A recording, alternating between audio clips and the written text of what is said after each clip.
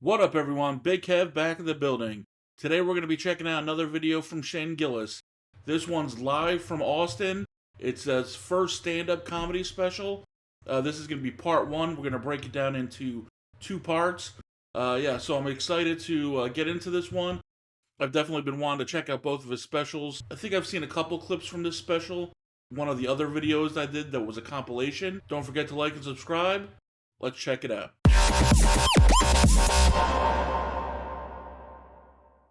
So I've really enjoyed all of the other Shane Gillis content that I've checked out so far. So I'm excited to actually kind of check out one of his whole specials and see kind of how I like it when it's just not clipped out.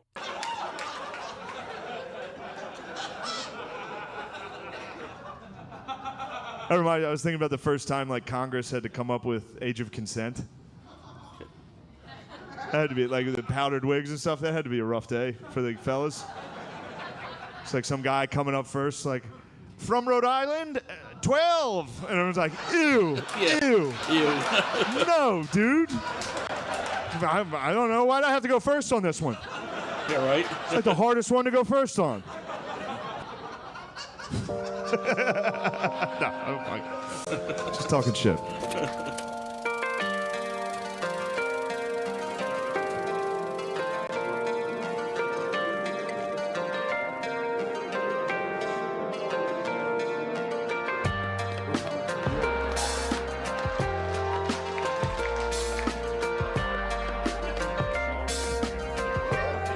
This is exciting.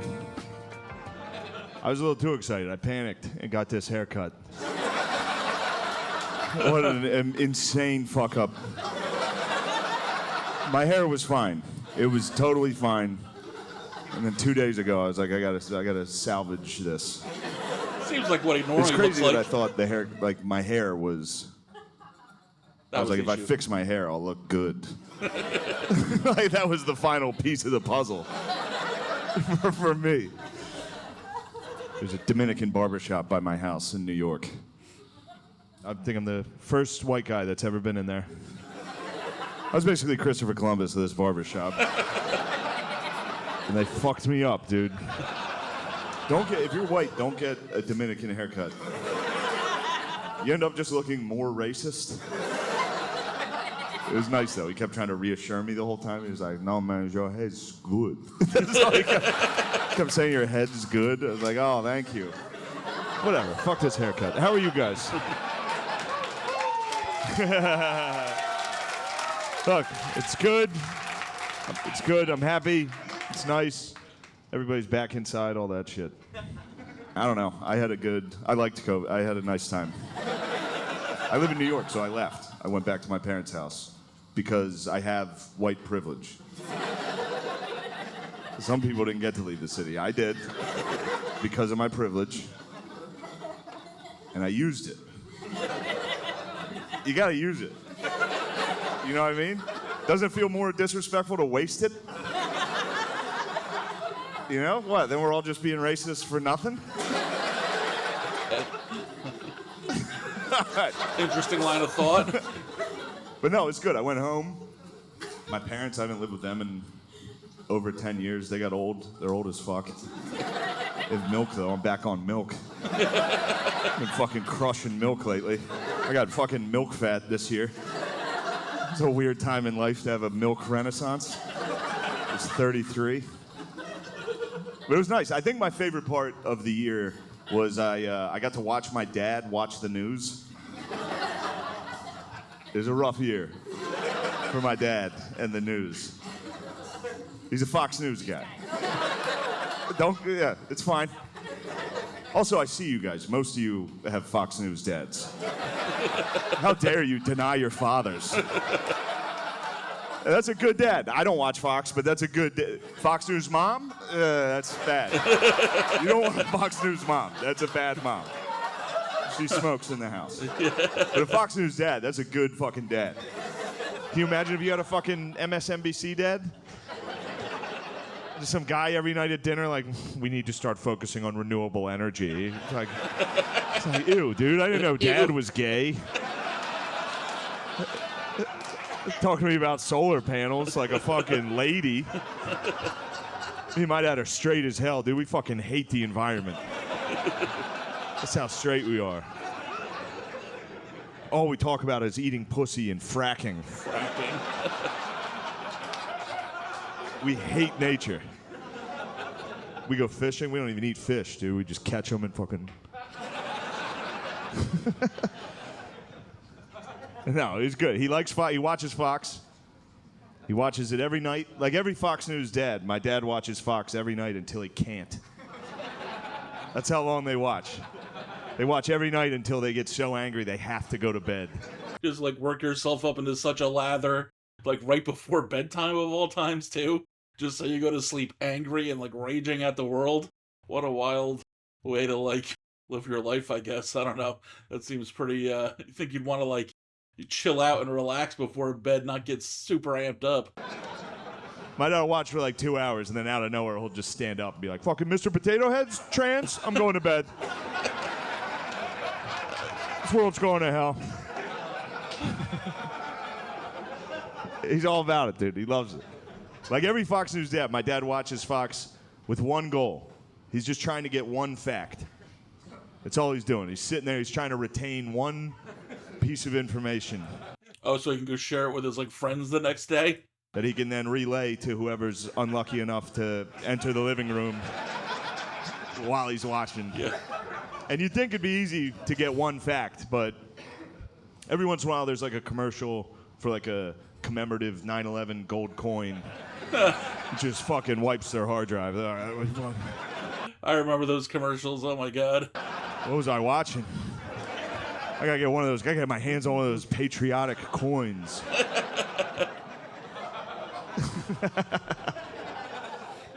I think my grandfather a long time ago used to collect those type of coins, if I remember correctly.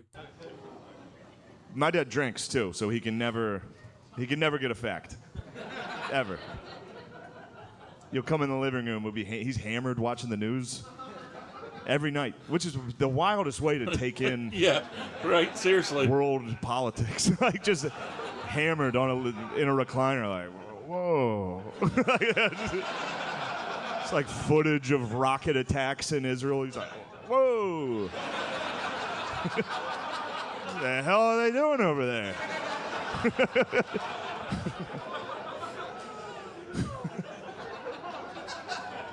What's these guys' problem? But he can never get a fact. Like he tries. He uses Fox News as like a PowerPoint for what he's trying to say. Like everyone, like we'll be eating dinner and like Hannity will be saying something. He's like, see, that's what I meant. Look at that. That's me talking. I can't say it that good.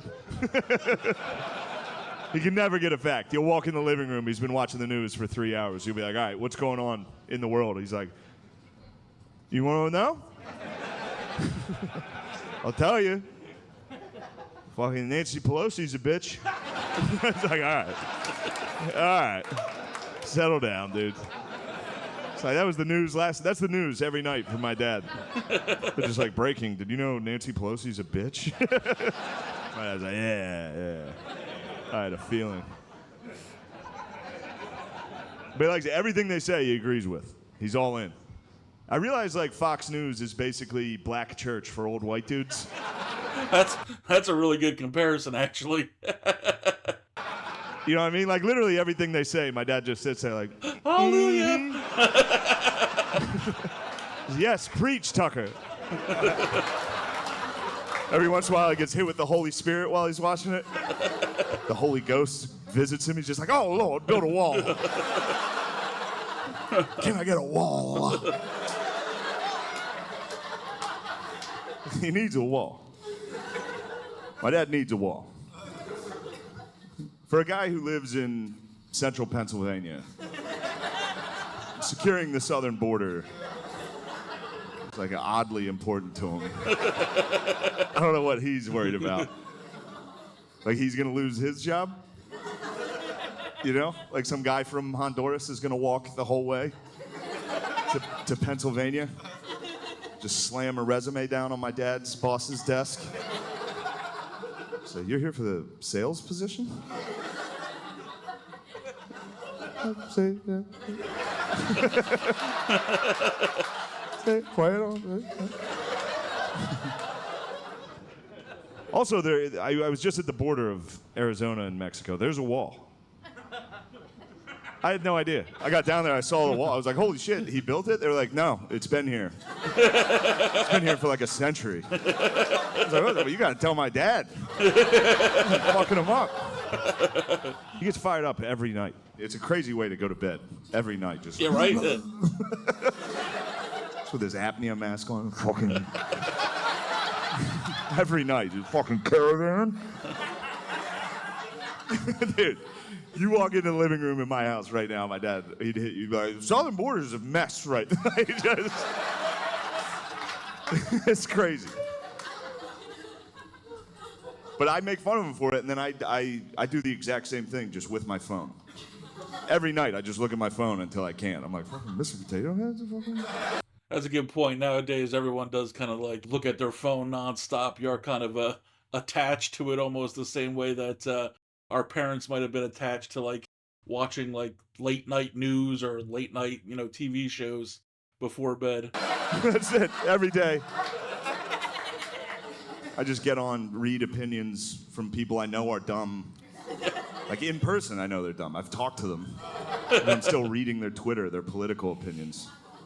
It's great. And my Twitter's crazy. It's half where I'm from, which is the middle of Pennsylvania, so it's white trash. And then half, now I live in New York.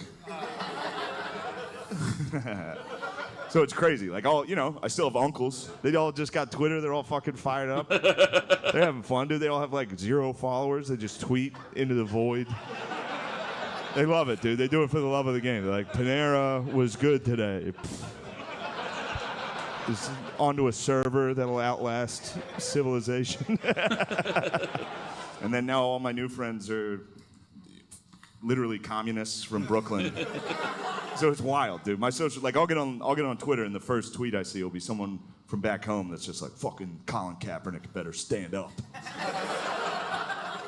Like this tweet if you support the police. Share it if you're not gay. All right, I'm fucking share. I'll share that. And then the next post is just one of my new woke white friends that's just like, I'm not racist. That's it. That's the post. Every day for the last year, just a different white person popping up like, look at me. Look at this article I shared to my Instagram story. I'm not racist, right? It's like, all right. You sure? So I don't know if you know this, like being racist isn't like a yes or no thing. You know what I mean? It's not like you have it or you don't have it. Like being racist is more, it's like being hungry. You know? It's like, yeah, you're not right now. You know? It's like, I don't think I've ever heard it presented like this, all right? Yeah, you're not hungry right now, but a cheeseburger could cut you off on the highway.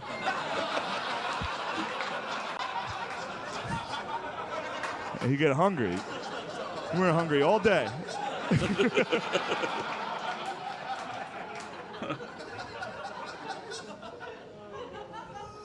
The cheeseburger's Jewish in that joke. No, I'm kidding. The cheeseburger is whatever type of cheeseburger you thought it was. In your racist heart.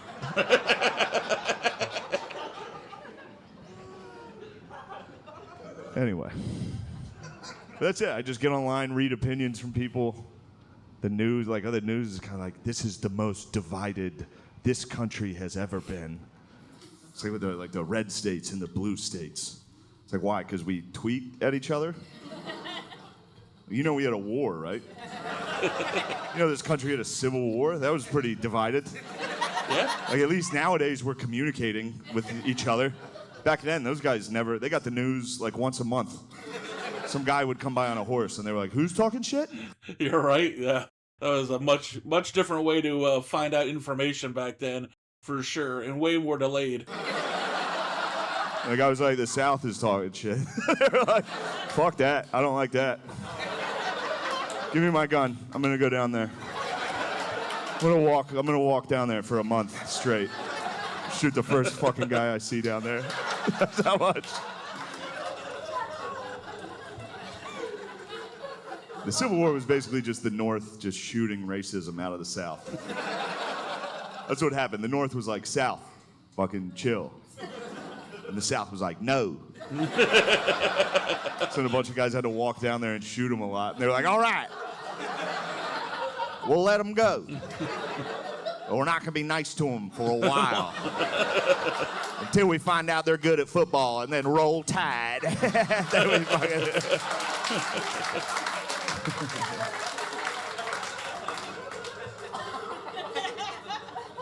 Hey, roll damn tide. I don't like Alabama football. I just watched this documentary on Alabama football. It's great. It's about, well, it's not, I don't know if you should say it's great, but it's about Alabama football. It's about when they desegregated their football team. So up until this point, Alabama football was just white. All right? And everybody down there was pumped on that. They would pack the stadium. Everyone would be like, look at all those whites running around, catching it. And look, I'm not knocking them too hard because I still have a little bit of that in me. You know, like if a white guy catches the ball on Sunday, I'm like, oh shit, go, go, go, go, go, go. Ah, they got him. They got him. It's a tough run, a smart run. Heads up run there. But no, they took it too far. And so the documentary focuses on that. It focuses on Bear Bryant. Bear Bryant, legendary head coach. He was the head coach that brought the first black players onto the team. So the whole documentary is like celebrating Bear Bryant. They're like, fucking way to go, Bear. You did it. What a hero.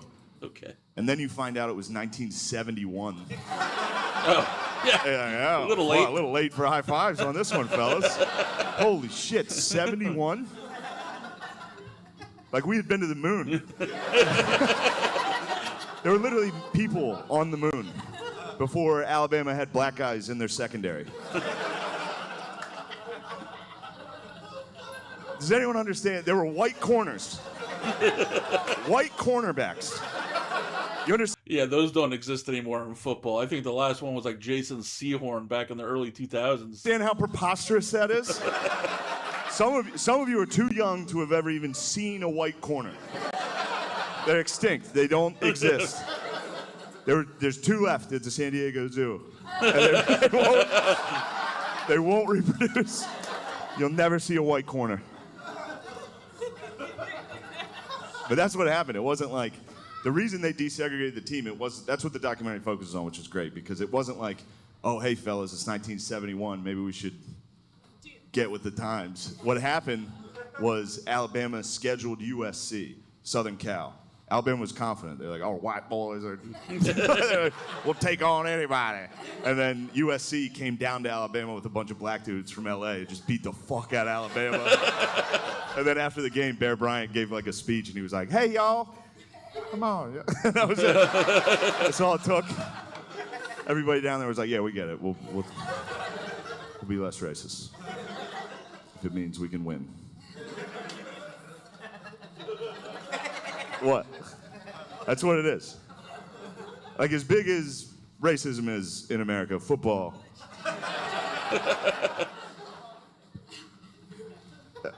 That's true. That's true. Look, there's a Disney movie, Remember the Titans. I remember that movie. Dedicated to what I just told you. The whole point of that, dude, that was one high school football season. Remember the Titans was like, it was 8 weeks. Yeah. I was going to say, that was over a real short period of time, too. You know, that whole town went from like centuries of like, don't let them in our school, to just like, oh shit, the high school team's 4-0? Those are my brothers.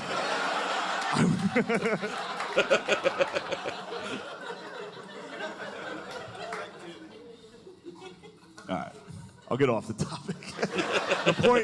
The point I'm trying to make is if you want to get rights in America, you just got to put together a good football team. You know what I mean? Like if the transgenders if the transgenders got together and put together just a fucking hard nose, run it down your throat ball club. If the trans just 3 yards in a cloud of dust of transgenders.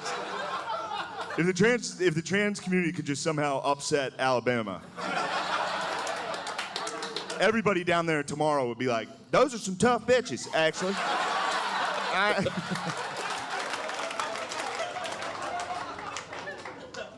I think that's a good stopping off point for the first part of this Shane Gillis Live in Austin special, and then we'll continue on with part 2. Yeah, so let me know what you thought of the first part so far in the comments below. And until next time, have a good one.